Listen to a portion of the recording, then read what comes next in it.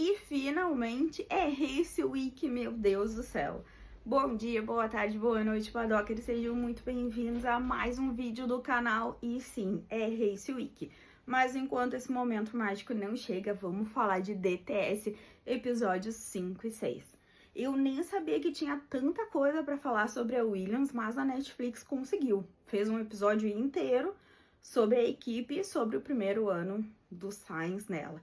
Que eu também não lembrava que era o primeiro ano, achei que ele já estava ali há séculos, mas tudo bem. Mostrou ali o início do ano dele, que a gente sabe que foi ruim, que ele não foi bem, não estava se adaptando com o carro.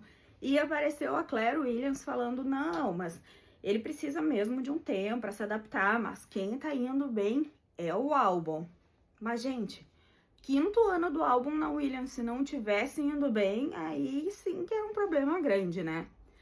Então mostrou a corrida de Miami, que foi a sexta corrida do calendário, que teve a corrida de Lego. Ninguém sabe por que passaram tão por cima, se foi a coisa mais legal que teve na temporada. Inclusive o Leclerc falou que apesar do caos foi a melhor corrida, mas eu acho que ela tava ali só para mostrar que nem aí a Williams conseguia ir bem, porque bateu na última curva, a Mercedes bateu nela, bateu na Mercedes, enfim, não conseguiu completar nem a prova de Lego. Aí apareceu o James falando que, acho que a gente tá cobrando demais o Sainz mesmo, e apareceu o ridículo do George falando que tava adorando ver o Albon vencer o Sainz de lavada. Achei feio. Tava vencendo, mas não gostei do jeito que se expressou. Já fiquei com ranço, já não gosto muito do George, tô gostando menos ainda.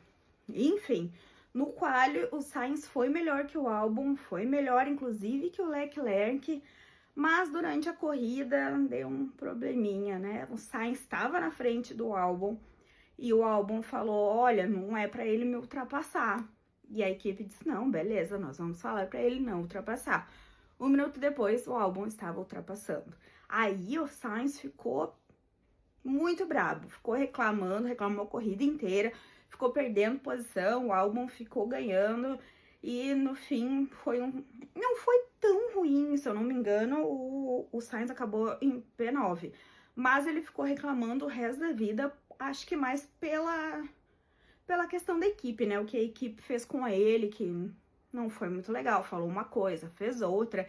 E aí mostrou a campanha da L'Oréal, que vocês acertaram muito, Netflix não podia deixar isso de fora. Inclusive tava ali com a Eva Longoria, que eu amo, sou muito fã, mas ele tava completamente apático. Ele tava brabo, tava chateado e ele realmente ficou reclamando o resto da vida desse posicionamento da equipe, né, nessa questão de ultrapassa, não ultrapassa, aquela coisa que a McLaren conhece bem, né, gente?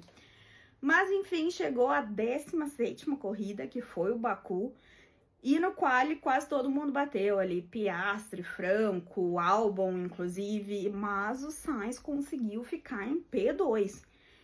Na corrida, o Albon bateu e o Carlos Sainz conseguiu o primeiro pódio dele pela Williams, que ficou em terceiro lugar e foi muito, muito, muito legal.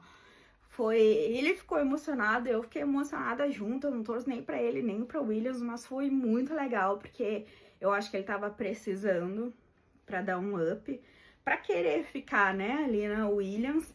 E aí ele falou, eu postei lá no início, né, do episódio de minhas fichas na Williams, mas a gente sabe que na real a Williams foi o que sobrou para ele, né? As outras equipes foram contratando outras pessoas, mas que bom que ele tá se dando bem na equipe e aí simplesmente o episódio acabou.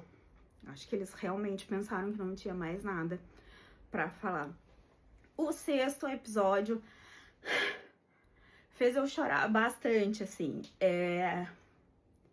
Também começa com o George ridículo tendo umas falas nada a ver, mas eu não vou dar palco para ele, então eu vou passar isso daí. E aí a gente vê que o nome do episódio é O Duelo. Fala sobre o campeonato de construtores da Mercedes e da Ferrari, mas durante o episódio a gente entende que não é bem esse o duelo, não é só esse o duelo, que o duelo ali era Hamilton e que, vamos combinar, é um duelo nada a ver. Como é que tu vai comparar um cara que tem 80 anos de idade, 50 anos de Fórmula 1, 7 títulos, com uma criança que tá entrando e competindo seu primeiro ano de Fórmula 1? Não tem como, mas a Netflix conseguiu, né, dar um jeitinho de fazer essa presepada aí. Enfim, eles conseguiram pegar ali o único momento da vida que o Toto não tava feliz com o Kimi e colocar no episódio, né? Que foi ali, o Kimi começou bem, e aí depois ficou um tempão mal, e depois ficou bem de novo. Mas, claro que nesse meio tempo o Toto não tava feliz, mas obviamente quem tava mais cobrando ali era o Kimi. Na 13ª corrida, que foi Spa, teve a coletiva de imprensa, colocaram ali o Hamilton e o Kimi juntos. E eu achei que o Hamilton foi tão fofo, assim, com o Kimi, que eu até gostei um pouco mais, né, do Hamilton.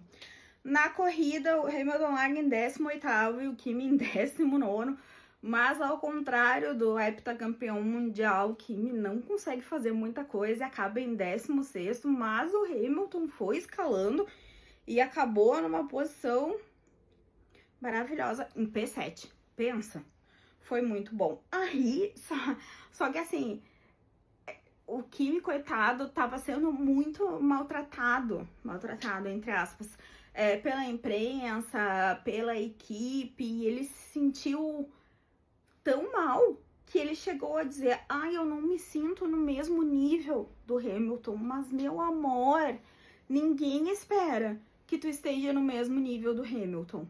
Nem ele, nem o Toto, nem ninguém. Mas aí pensa que o menino tava falando um negócio desse. E ele foi pra coletiva de imprensa chorando. Foi brutal. Quem é que tem coragem de deixar o menino na sua no seu primeiro ano de Fórmula 1, um menino que tá ali substituindo Hamilton, se sentir desse jeito? Foi ridículo. Foi péssimo. E aí, a partir daí, o Hamilton deu uma melhorada, se achou com o carro ali, mais ou menos também, né, gente? Porque a gente sabe que ele acabou a temporada bem desgostoso consigo mesmo. E ali, naquele campeonato ali, Ferrari e Mercedes, a Mercedes levou a melhor muito por causa do Kimi, que acabou em 7º lugar, fez a melhor campanha dos rookies, ficou só 6 pontos atrás do Hamilton, que acabou em 6º, então vamos combinar, né, gente?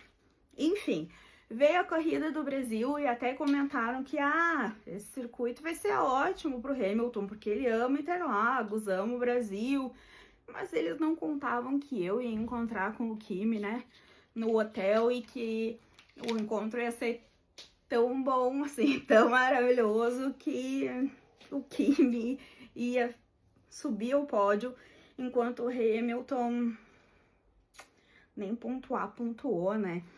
Hamilton já largou de 13º, o Russell, besta, que fica falando do Kimi, largou em 6º, Leclerc largou em 3º e o Kimi largou em 2º. E apesar do Piastri ter batido no Kimi, o Kimi ter batido no Leclerc, o Kimi conseguiu sair ileso, sem nenhum dano no carro, e conseguiu manter essa 2ª posição até o final, mesmo com a pressão do Max Verstappen atrás dele.